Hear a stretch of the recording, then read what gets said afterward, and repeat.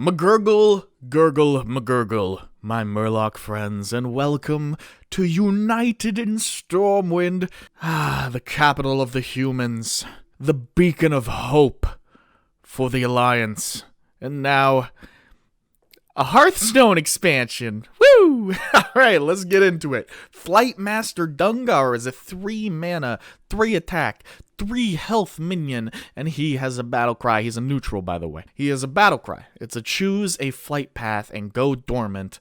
Awaken with a bonus when you complete it. The flight path is the bonus, and you will awaken with that bonus being the flight path when your dormancy is done based on the flight path for the bonus that you have chosen.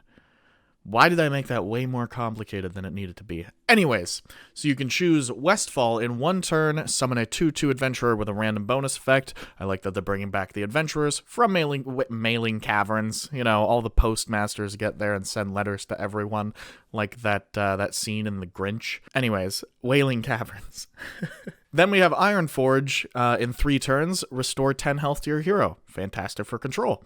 Eastern Plaguelands, in 5 turns, deal 12 damage, randomly split among enemies. Obviously the best one, but you do have to wait 5 turns, so if you play Flightmaster on turn 3, you have to wait until turn 8 for this to go off, which is still pretty good. I mean, deal 12 damage, randomly split among enemies, that's solid. I mean, if he doesn't have any enemies, that's 12 damage going face.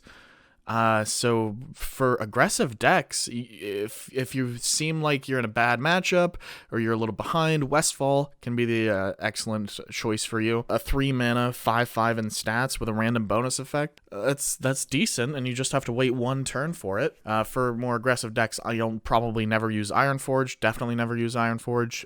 But if you feel like you're in a good matchup or you have a good starting hand and you get this on turn 3, you can just choose to not have it, and it's just a delayed deal 12 random damage to your enemy, which is super solid. That's going to create some awesome burst potential for aggressive decks that don't have a lot of burst.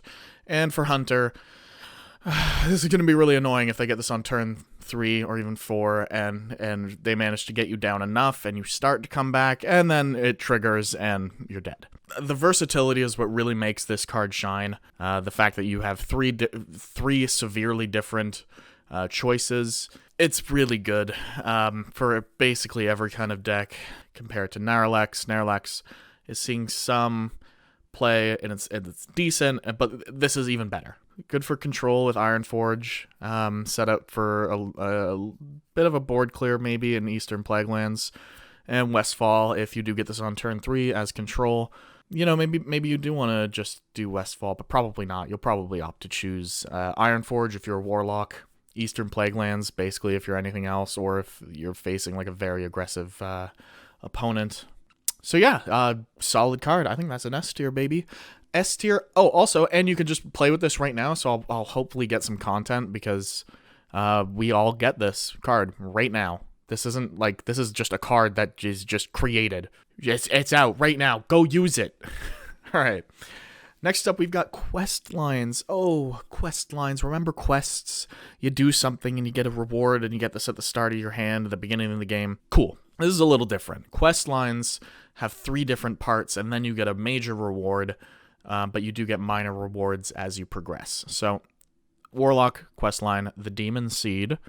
The Seed of the Demon. 1 mana, questline, take 6 damage on your turns. Reward, lifesteal, deal 3 damage to your enemy hero. And when you complete that 6 damage, you get the trigger, and it progresses to establish the link, which is take 7 damage on your turns, and you get to do the same thing, lifesteal, deal 3 damage to the enemy hero. And that progresses to complete the ritual. Questline, take 8 damage on your turns. And you get Blightborn Tamsin, a 5-mana 7/7 with the Battlecry. For the rest of the game, damage you take on your turn damages your opponent instead.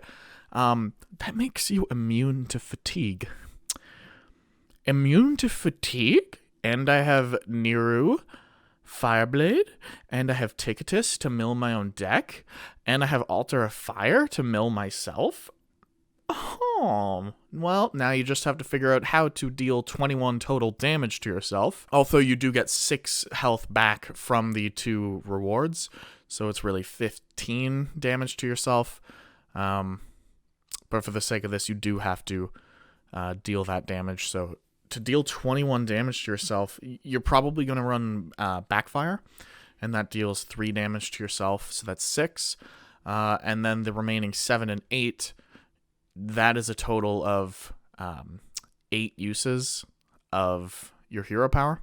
There are some other cards that you could use, Flame Imp, Stealer of Souls, actually, and I think that is going to bring Stealer of Souls into the meta. I think this card has so much potential. It kind of will just seem like it's going to change the Destroy Your Deck Warlock, which is perfectly fine. This is a welcome change. You're going to change up a few of those cards for some more cards that will damage yourself. Like, maybe you will throw in a Flame Imp, but you do need to get that extra damage, and you're not going to be able to hero power 8 times. But once you do get this card, I honestly think you basically win at that point if you can get yourself to Fatigue. It's an auto win. So in a control deck, this is going to be insane. And I so look forward to it. S tier, baby. I love me some Warlock. All right. Mage got a quest line, and it is Sorcerer's Gambit. Ooh.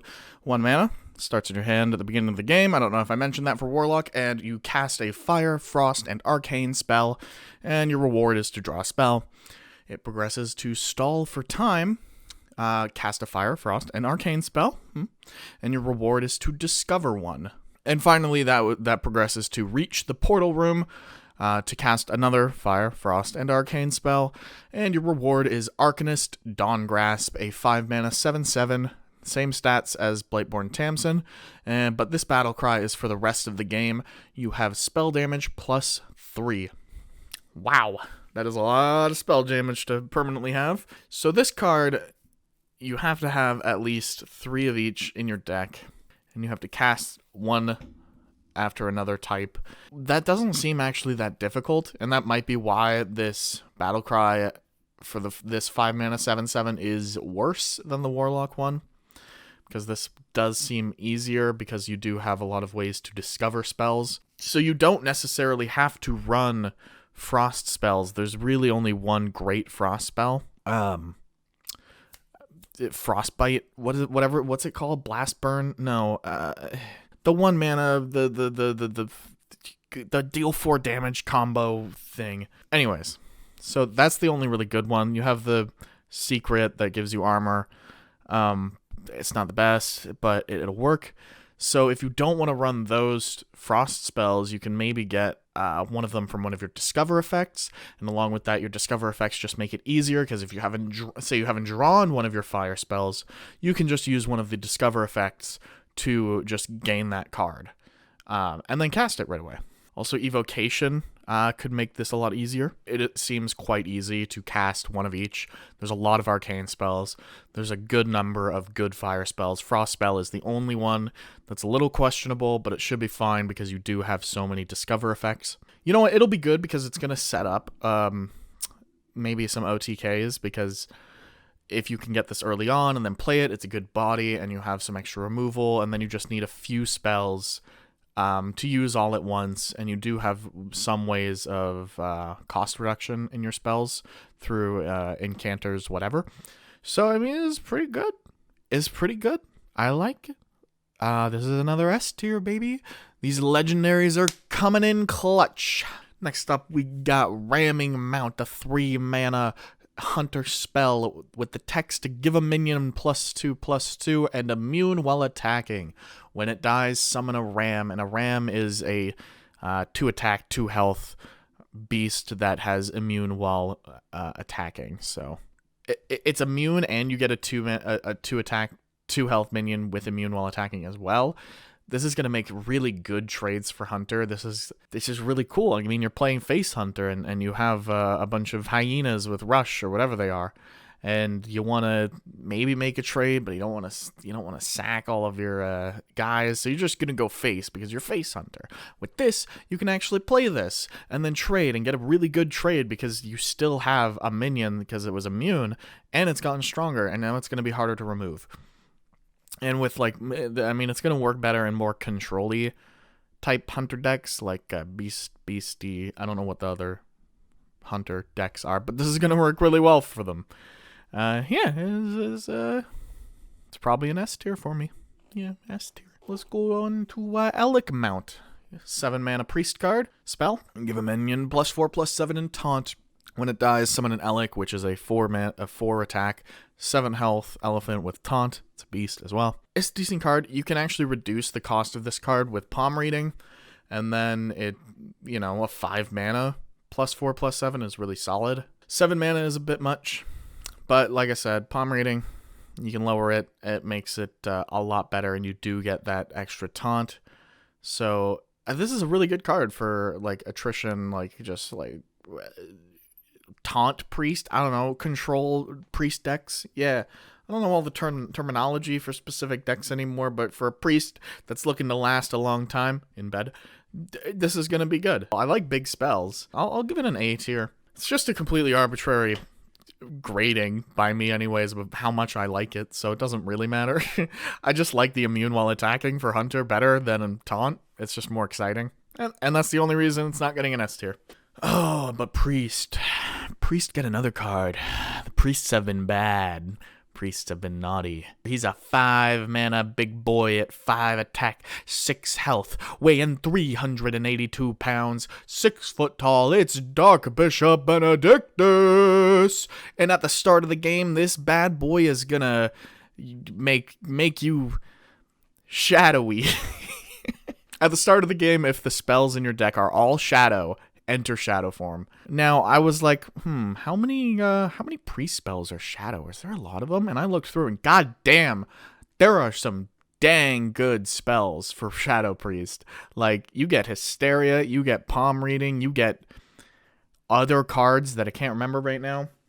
It is not that bad to build a priest deck with only those. You don't get apotheosis, and you don't get power word tentacles, the stronger version, but you do get very strong cards. You get a couple discover effects as well, which is really solid to get some of the cards that can't start in your deck and actually show you a card later on that pairs really well with this. So yeah, super great. Shadow Priest is a thing, baby. S tier, easy peasy lemon squeezy. Dark Bishop Benedictus easy. Next up, we got another new keyword. Let's scroll up because I'm lazy. Cards with the new tradable keyword can be played like normal, or for the low cost of 1 mana, swapped with a different card in your deck. This is the first tradable card that we get to see. Fire Sale. 4 mana tradable, deal 3 damage to all minions. 4 mana, deal 3 damage to all minions. You're destroying your own minions, which kind of suck. It's like a mini flame strike. It's not bad. I mean, compare it to Volcanic Potion, which is 3 mana, deal 2 damage to all minions. An extra 2 mana for 1 more damage normally wouldn't be very good at all, but this is tradable. And the good thing about tradable is it makes the 4 mana cost a little more reasonable, because if you're facing someone who doesn't have a board full of minions or has just 1 big minion and you need a different card, this is such a good option to have to trade this in for 1 mana to hopefully get like a fireball that you need to end the game, or to get just any other card. It's situational cards like this that are going to work the best with tradable. If you're against control, you can just keep swapping this out and getting a different card, because 1 mana in later game, when you have 10, it doesn't really matter as much. So I think this is an A card. This is a card. Guys, this is a card. Can you believe it? Yeah, A tier. I think it's super solid. Very nice addition to Mage. And it's a fire spell, so it synergizes. Wow. Oh my god, yeah, I didn't even think of that. It's a fire spell, so you can use it, and it's tradable. So, I don't need my fire spell right now. I'll just swap back. And then you draw the frost spell that you needed. Wow. Wow, great synergy. You know what? Just for the synergy, I think it's going up to an S tier, baby. Next up we have Warrior with their own tradable card. A 3 mana spell, tradable, gain 8 armor. Looking at it, gaining 8 armor can be good. You got shield bash, more survivability. You got the OTK with the guy and the thing, and swapping it with Silas. I've been thinking about this, and maybe I'm just dumb and I don't see how this is that good. But if I'm drawing this as Control Warrior, I don't really need to gain just 8 armor. I can have other cards that give me armor, like, better. Like, why not just run Kresh? I'd rather run Venomous Scorpid. So there's just so many better cards to run instead of this. The fact that it's tradable doesn't really make a difference, because why not, instead of giving it tradable, why not just not include it in your deck and include a card that you would be happy to draw instead of a card that you will never be happy to draw. That's what I'm thinking. Maybe there's some way to reduce it to make the OTK better or easier or something. I don't know. I don't see it. Just include a Venomous Scorpid instead. Like, include something else instead. You don't need this card. The benefit of this card is with Venomous Scorpid, now you can get this card. So if you get this choice and 2 other bad choices, you can choose this and trade it back into your deck. And I think that's the benefit of this card. So I'm going to give it a C. It does have that little bit which pushes it up to just completely bland and average. But it's neat. I like the tradable mechanic at least. It'll offer some interesting discover effect. But I don't think I'm going to run this. I don't think anyone will really run this in before I eat my own words. Alright, welcome to my shop. I'm the impatient shopkeep. I got 3 mana, 3 attack, 3 health. I'm tradable. I got rush. Get it? Because I'm impatient. I'm rushing ya. Come on, let's go. Are you gonna buy something? Are you gonna buy that or not? Are you gonna buy it? Get out of my shop. No, wait, come back. Buy it. Alright, my card, impatient shopkeep, is pretty cool, right? I rush ya. I'm tradable. But when are you gonna play me? I don't know. Why not play Razor Gill? It's a 2 mana, 3 attack rush. I mean, does this make it better? Does this fit in Rush Warrior? I don't know. I never played it. I'm sorry. I can't give that much of an opinion. But I don't think that card is really good unless you're coming down to it and you draw this as your top deck and you're like, oh my god, I can't use this. This isn't what I needed. I'm going to trade it and then get the card I actually needed. So that's kind of cool. Maybe that'll be used. Maybe in Rush Warrior, but in anything else, I don't know when you're going to use it. So I guess don't buy it. All right, get out of my store now. Thanks. You'd like C tier. Bye. Alright, that was a little weird. Guess that guy was really impatient. Next up, we got a weapon. A Warlock weapon. It's 3 mana, Ruined Mithril Rod with 0 attack and 2 durability. These are like the profession weapons, I suppose. There's a Paladin one coming up. This one does, after you draw 4 cards, reduce the cost of cards in your hand by 1, lose 1 durability. So potentially you get quite a bit hand reduction, which is super interesting for Warlock. I think the card that pairs best with this is one from Wailing Caverns, Stealer of Souls. Now that I think about it, and I should add this retroactively, I completely forgot about Stealer of Souls with the quest line for Warlock. So never mind, it's way easier than I thought to trigger that quest line and to trigger this by drawing 4 cards. You can draw cards with Backfire. That's probably when you're going to want to synergize the most with this is Backfire. You get 3 of those cards, life tap, bam, you got it right there. And with Stealer of Souls, you reduce the cost of your health that is needed, so it makes it even more viable, because then, I mean, your Jiraxis is going to cost 8 health instead of 9 or health or mana. So yeah, I mean, that's what it does. It's pretty cool. The card that's coming up kind of makes this a little more difficult, but alone, yeah, it's pretty cool. It's pretty cool, and I would normally give it an S tier because it's super cool, maybe an A tier, but it's going down to a B tier because of this next card. This next card is 3 mana, 3 attack, 4 health, and it's a Rust Rot Viper. That was terrible. It's tradable, and the battle cry is destroy your opponent's weapon.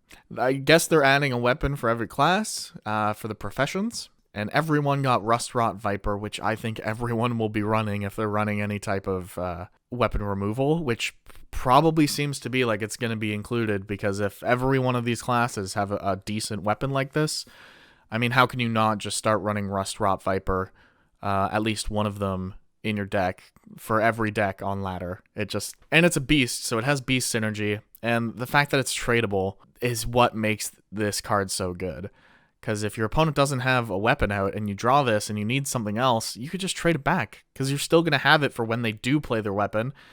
And if they don't play their weapon, well, you just don't use it. You just trade it back for 1 mana, and you get to recycle it over and over until they do play their weapon. This is insane. This is like S+.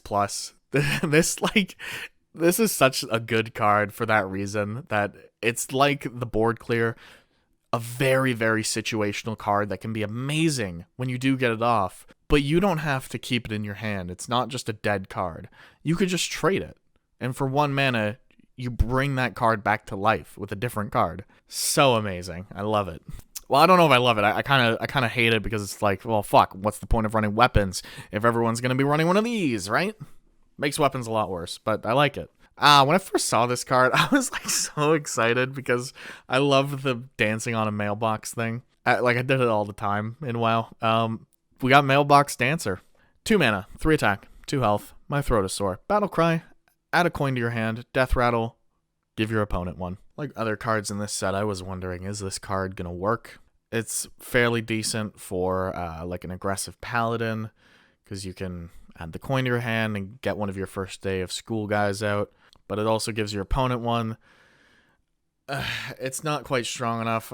You do get that big tempo swing when you play this, and maybe if you play 2 of these and you get 2 coins and you just hold them, you are giving your opponent quite a bit of tempo by giving them coins as well. But if your deck is centered around getting these 2 coins and then having 12 mana to play with at some point in the future, and you can do some sort of crazy combo, I think that's where it's going to see play.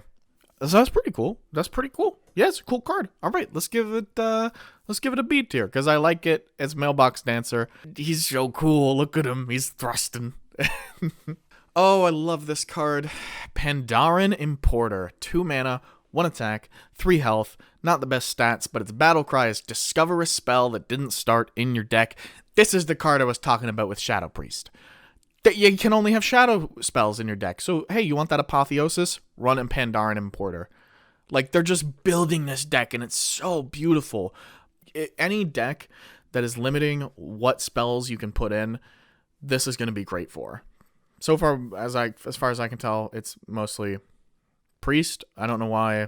But, actually, it's also good with a deck that includes Kazakus, because if you can't include, like, can you include, like, in Paladin or any deck that runs Kazakus, you can get those 4 mana spells. There are so many situations where it's good. It's great in Arena, but I think this just fits that slot in Shadow Priest so well to get those holy cards that you can't get. Yeah, really, really excellent card. I'd say S tier, just because of Shadow Priest. Oh, next up is the Boring Peasant. Look at him carrying logs. Wow, dude, that peasant is massively strong. He's carrying 3, like, trees on his shoulder. Damn, dude. All right, he's 1 mana, though. 2 attack, 1 health. At the start of your turn, draw a card. Nice and simple. Simple mechanic. Play this turn 1. Your opponent will have to coin and ping it with hero power. It's very susceptible to just 1 damage and it's dead, so that kind of sucks. But if you can get this to live 1 turn, that's an excellent way to draw cards. So maybe for like a zoo deck, this could work, or an aggressive deck. But it's kind of just weak. It's 1 health. It doesn't do anything immediately, and the likelihood of it surviving really isn't all that much. I'd love to see it get played, but with Mage out there, there's Mortal Coil. There's so many things that just do 1 damage. It's probably not gonna happen. But hey, someone make a deck and prove me wrong. But for now, it's just like D tier. Like, it's just down there. It's like, we have the Paladin Weapon, a 1 mana prismatic jewel kit. After a friendly minion loses Divine Shield, give minions in your hand +1/+1 and lose durability. It has 3 durability. Pretty cool, right? It's a little jewel kit. You're making jewels. There's a bunch of cards. What's the 1 mana? Give +3 attack and a Divine Shield. It's the multi-class card. There's the Righteous 1 mana 1/1. Taunt Divine Shield. So those 2 cards alone are going to give you a bunch of Divine Shields. And from Wailing Caverns, we have Seed Cloud Buckler, which you can play, get the couple attacks in. If you have a full board, it gives them all Divine Shield. And then you can instantly get all 3 durabilities off once you trade. So with that synergy, that might bring Seed Cloud Buckler into the meta more, because I don't think it is really much at all. So that's awesome. I love to see that.